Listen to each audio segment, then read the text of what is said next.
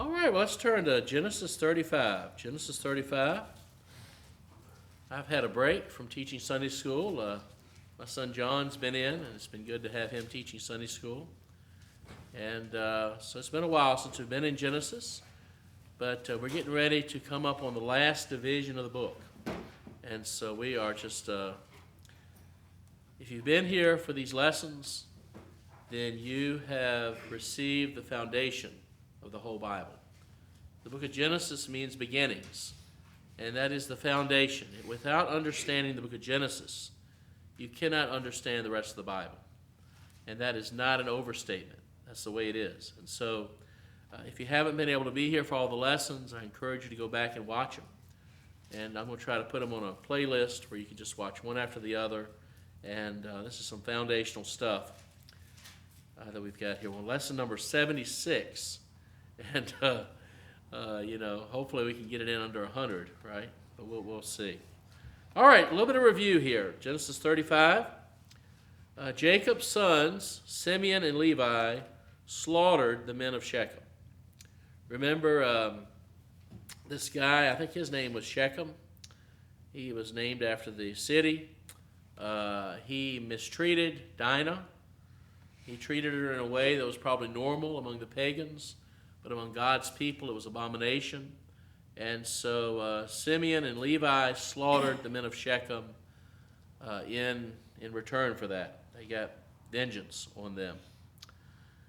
So God told Jacob to flee to a place called Bethel, which is where Jacob met with the Lord before he went to Laban's house. That was probably about 30 miles. So they got out of Dodge, so to speak. They got out of town, got out of the area. And before they went, Jacob told his household, get rid of your foreign gods and get rid of your earrings. And someone said, well, what is wrong with earrings? Well, if I could preach that out of context, but I think what's going on here is these earrings were associated with pagan worship.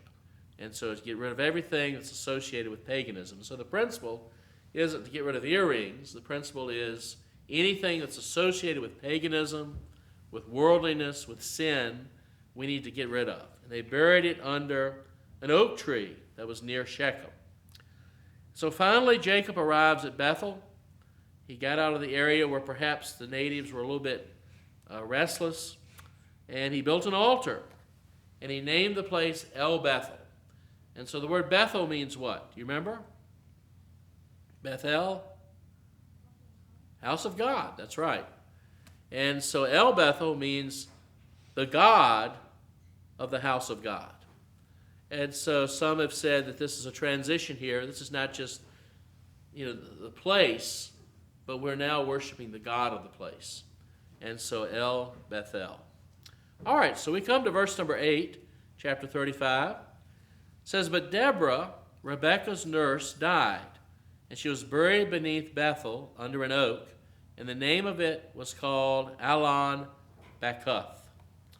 Deborah, Rebekah's nurse, died.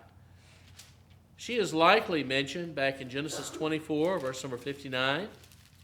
Genesis 24:59 says, and they sent away Rebekah, their sister, and her nurse, and Abraham's servant and his men. And so the reason that she's mentioned is probably because she's been with Rebekah ever since she left Laban's house, and ever since she got married to Isaac. And so it is mentioned here that Deborah, Rebekah's nurse, died. She was buried. She must have been an important part of the family. And if she, it's kind of like, you have the mother, Rebekah, and then you have that woman who was always there to help Rebekah, and she died.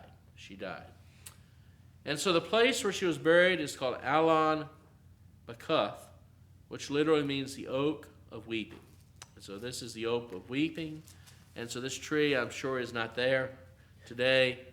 This was over 3,500 years ago. But, at the time, the oak, nobody thought we will ever forget where this place is.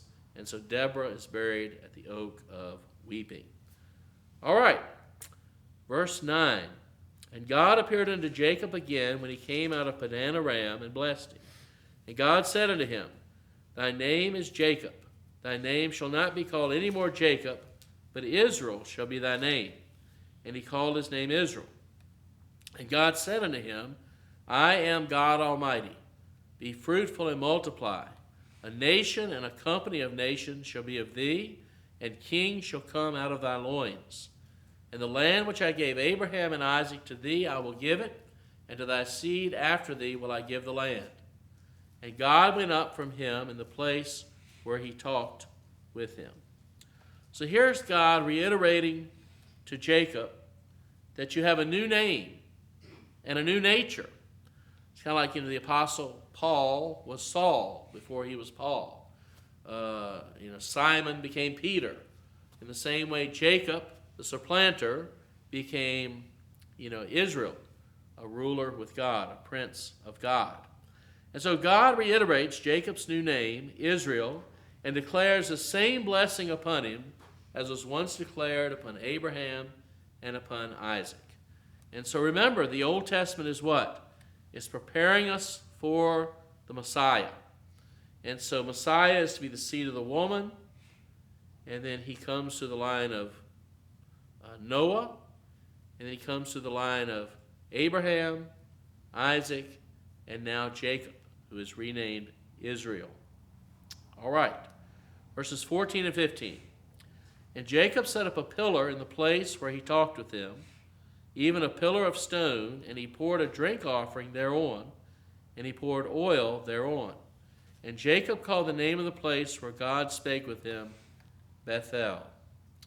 So Jacob here at Bethel sets up a stone marker. He pours oil upon it as an offering to God. And this is, we could have developed this more, but we chose not to. This is the first mention of a drink offering in the Bible, here in this place. And then once he does that, he declares the name of the place where God spake with him, Bethel. This is indeed the house of God. All right. Any thoughts about Bethel or about Jacob living here for a time? All right, verses 16 and 17. And they journeyed from Bethel. Now, we don't know how long between verse 15 and 16, but they journeyed from Bethel, and there was but a little way to come to Ephraim, and Rachel travailed, and she had hard labor. And it came to pass, when she was in hard labor, that the midwife said unto her, Fear not, thou shalt have this son also. And so Jacob and his household headed south. And we learn later that Ephraim is Bethlehem. So when it says here, there was but a little way to come to Ephraim, it means they were just right outside of Bethlehem. And while they were outside of Bethlehem, Rachel began giving birth.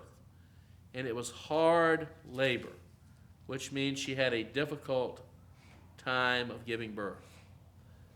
Well, we go on in verse number 18. And it came to pass, as her soul was in departing, for she died, that she called his name Benoni, but his father called him Benjamin. I like the way the King James put things. It says, and her soul was in departing. And then it explains itself, for she died. And Benoni, which is what she named the child, as she was dying, means son of sorrow. I had this hard labor. I know I'm about to die. And this is son of sorrow. But but Jacob does not like that name. And so Jacob names their child Benjamin, which means son of my right hand. And you can do a study of that if you want to, the different significance of the right hand in the Bible. It's the place of prominence. It's the place of strength. And so, son of my right hand. And so, Jacob refused to be sorrowful at this time. Yes, he was losing his the wife that he loved the most, at least early on he did. But he refused to be sorrowful, and instead of giving this kid a depressing name, he gave this kid the name Son of my right hand, son of my prominence, son of my strength. So verses 19 and 20, and Jacob set up a pillar upon her grave. That is the pillar of Rachel's grave unto this day. And Israel journeyed and spread his tent beyond the tower of Edar. And so, I forgot verse 19, and Rachel died and was buried in the way to Ephraim, which is Bethlehem. And so, later on, we hear something about Rachel. And those of you who've been in the Christmas play may remember hearing something about Rachel. When is that? That is when Herod came into what city? Bethlehem, and slaughtered the young people. And it says, Rachel weeping for her children because they are not. And so here we have Rachel here and buried outside of Bethlehem. And I don't know if they still knew where her grave was outside of Bethlehem, but here she is, in a sense, a symbolic sense, witnessing the slaughter of the children there in Bethlehem. And the mothers who descended from Rachel refused to be comforted because Herod was slaughtering their children. And so that's kind of an interesting thing. The reason it mentions Rachel is because she was buried right outside of Bethlehem. All right, so Rachel dies, is buried just outside of Bethlehem.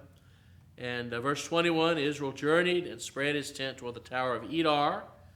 And it came to pass that when Israel dwelt in that land, that Reuben went and lay with Bilhah, his father's concubine. And Israel heard it. Now the sons of Jacob were 12. And so, you say, this is just kind of a random fact here. It's kind of like Dinah. You know, why I mentioned, Dinah? What happened there? Well, later on, Jacob, when he's dying, mentions the incident where Simeon and Levi were so cruel to the people of Shechem. And in like manner, over in chapter 49, verses 1 through 4, and the old-time preachers would say, well, let's read this, because if the rapture happens, we'll never get to it. So let's go to Genesis 49. It says, and Jacob called unto his sons and said, gather yourselves together, that I may tell you that which shall befall you in the last days. Gather yourselves together, and hear, ye sons of Jacob, and hearken unto Israel your father. And so here he is. He's going to put the blessings and curses on his children. He's going to prophesy exactly what their future is going to be like. And of course, the first one is going to be the firstborn, which is Reuben. It says, Reuben, thou art my firstborn, my might, and the beginning of my strength, the excellency of dignity, and the excellency of power. And then verse 4, unstable as water, thou shalt not excel, because thou wentest up to thy father's bed. Then defilest thou it. He went up to my couch. And so even though that much is mentioned in Genesis chapter 35 about this incident, it's mentioned in Genesis 35 in order to give a little bit of context to what Jacob is saying here to his son Reuben. Reuben lost his right to the birthright. He lost the blessing of the firstborn. And the reason that's given here, the human reason, by Jacob, is because he committed immorality with Jacob's concubine, one of Jacob's 4 wives. And of course, that is expressly forbidden in the law, which had not been written down yet, but it was still true. Let's keep reading in Genesis 49. Simeon and Levi are brethren, instruments of cruelty are in their habitations. O my soul, come not thou into their secret, unto their assembly. Mine honor, be not thou united. For in their anger they slew a man, and in their self-will they digged down a well. Cursed be their anger, for it was fierce, and their wrath for it was cruel. I will divide them in Jacob and scatter them in Israel. And so we see here Simeon and Levi, because of their uncontrollable anger, of which the incident in Shechem was an example, disqualified them from receiving the blessing of the firstborn. And so who's that fourth child? Oh, Judah. And so Judah, it says, thou art he whom thy brethren shall praise. Thy hand shall be on the neck of thine enemies. Thy father's children shall bow down before thee. Judah is a lion's whelp. From the prey, my son, thou art gone up. He stooped down, he couched as a lion, as an old lion. Who shall rouse him up? The scepter shall not depart from Judah, nor a lawgiver from between his feet, until Shiloh come. Now who is Shiloh? Who is this Prince of Peace? Christ, Jesus. And unto him shall the gathering of the people be, binding his foal unto the vine, and his ass's colt unto the choice vine. He washed his garments in wine, and his clothes in the blood of grapes.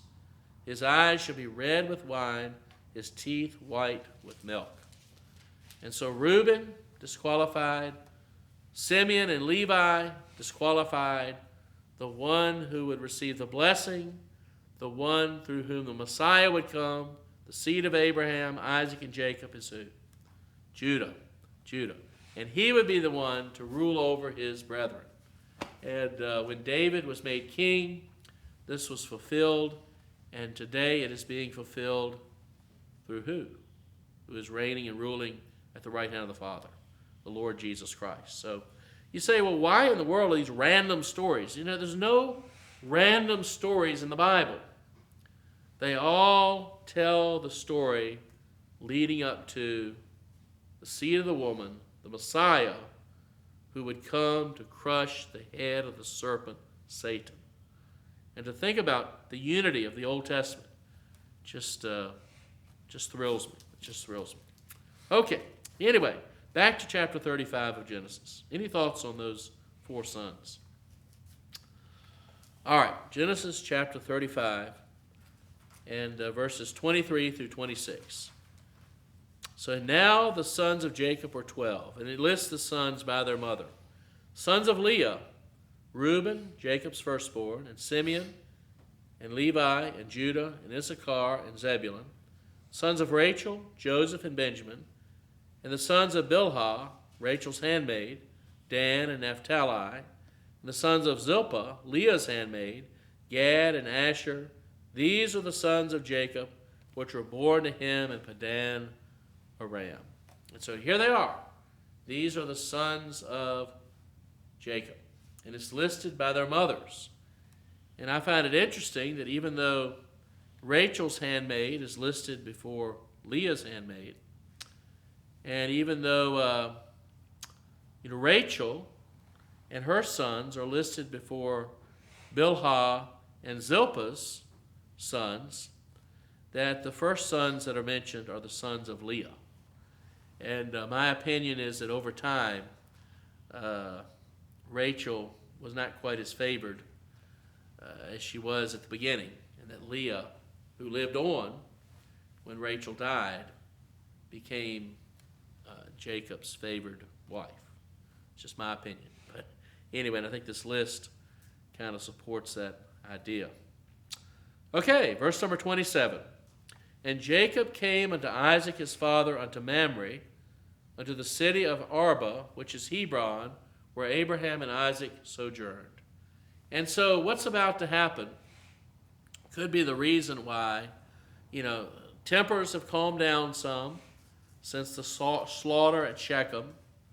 And what's about to happen is probably why Jacob, in his tents, and when you live with tents and with livestock, it's very easy just to move.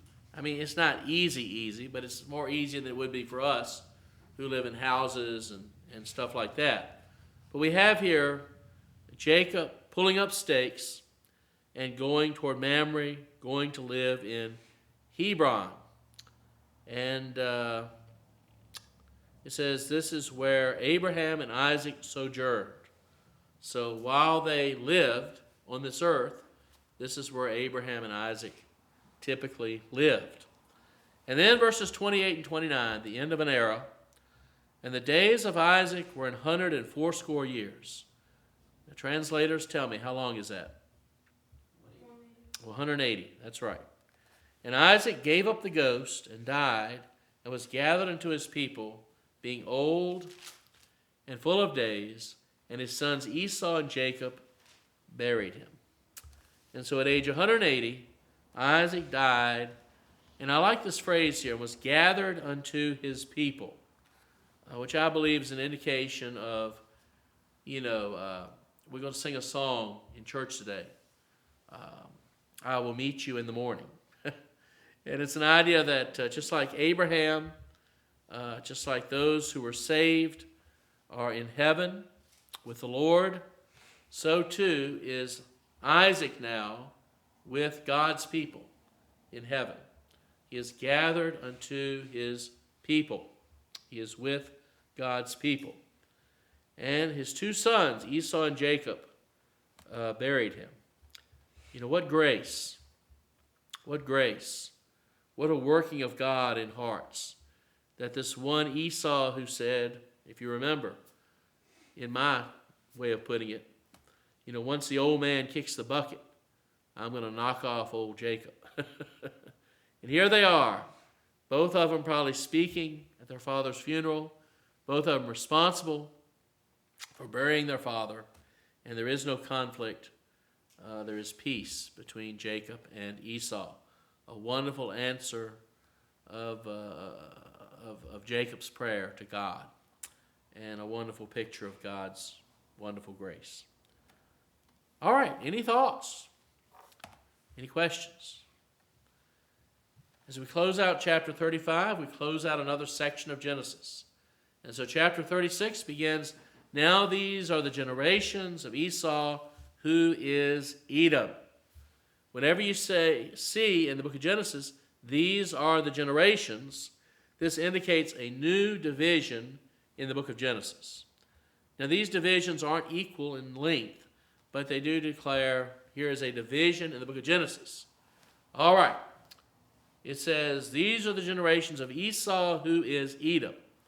And so we're not going to read all of these verses, but verses 2 through 8 give the history of Esau's wives and his direct descendants, his children. And so verses 6 through 8, we will read that. And Esau took his wives and his sons and his daughters and all the persons of his house and his cattle and all his beasts and all his substance, which he had got in the land of Canaan, and went into the country from the face of his brother Jacob. For their riches were more than they might dwell together, and the land wherein they were strangers could not bear them because of their cattle. Thus dwelt Esau in Mount Seir. Esau is Edom. Now this is interesting here to me. Esau was very rich, very wealthy. God had blessed him according to his father Isaac's blessing. Look back at chapter 27, verses 38 through 40. 27, verses 38 through 40. Remember, Jacob stole the blessing of the firstborn from Esau, and then Esau comes in and says, don't you have a blessing for me? Verse number 38, and Esau said unto his father, hast thou but one blessing, my father? Bless me, even me also, O my father. And Esau lifted up his voice and wept. And Isaac his father answered and said unto him, behold, thy dwelling shall be the fatness of the earth, and of the dew of heaven from above. And by thy sword shalt thou live, and shalt serve thy brother. And it shall come to pass, when thou shalt have the dominion, that thou shalt break his yoke from off thy neck. And so we see here, Isaac blessed Esau by saying that you're going to enjoy the fatness of the land, that you're going to be blessed with the dew of heaven. And so, just like Isaac prophesied, just like Isaac prayed, it came to pass. And we learn something from chapter 36. why in the world did Esau go to Mount Seir? Why did he go to Edom? Why did he move there? Why did he go southeast? And the reason for that is when Esau's brother Jacob came back into the land, Jacob had so much wealth, and Esau had so much wealth. And he knew that there had been conflict there. And so this is also by God's grace. Esau didn't say to Jacob, hey, I stayed here. You get out of here. You find somewhere else to live. Now, Esau, at this point, believed what God had said and believed that Jacob was favored of God. And so Esau, instead of staying there and fighting with Jacob, instead of having these conflicts, he moved. He went to Edom. He went to the high country, and he and his family put down their roots in Edom instead of Canaan. And I find that interesting. I'd never really thought about why did Esau move to Edom, but he moved there out of deference to his brother Jacob, which once again is a miracle of God. And then verse number 9, another division in the book. That was a short division. And these are the generations of Esau, the father of the Edomites, in Mount Seir. Again, a new division in the book of Genesis. But this division is not talking about Esau and his direct descendants or his immediate descendants, his children. But this is speaking of the history of the nation of Edom, which is further down the line in his genealogy, and its descendants. So it shifts from Esau to the nation of Edom, and it gives the descendants in verses 10 through 43. And so then, we're not going to read those. We come to chapter 37. We're moving fast today. And Jacob dwelt in the land wherein his father was a stranger, in the land of Canaan. And so here is a transition from Esau to Jacob. Whereas Esau's descendants lived in Seir, lived in Edom, Jacob and his descendants would live where? Canaan. And it's just almost like Esau, he understood that. Canaan is the land where Jacob and his descendants live. They have that deed to that particular land. And oh, that the Arabs in the Middle East today understood that same truth, that this land is deeded to Jacob and his descendants. And so Esau got out of the way, and this is a transition verse in verse number 1 from Esau being the focus in chapter 36 to Jacob and his descendants being the focus beginning in chapter number 37. So verse number 2 of chapter 37 says, these are the generations of Jacob, Joseph being 17 years old. These are the generations. What does that mean? It means that a new division in the book of Genesis is about to begin. And you know what? If you wanted to get through the book of Genesis, this is the last division of the book of Genesis. So this is the last section of the book of Genesis. And so here is the story of Jacob and his sons with a focus, as is given in this verse, on which son? Joseph. That is correct. So we are finally to the last section of the book of Genesis. And so let's see. I am going to quit here because this is a new section that's starting, and we will pick up here next time.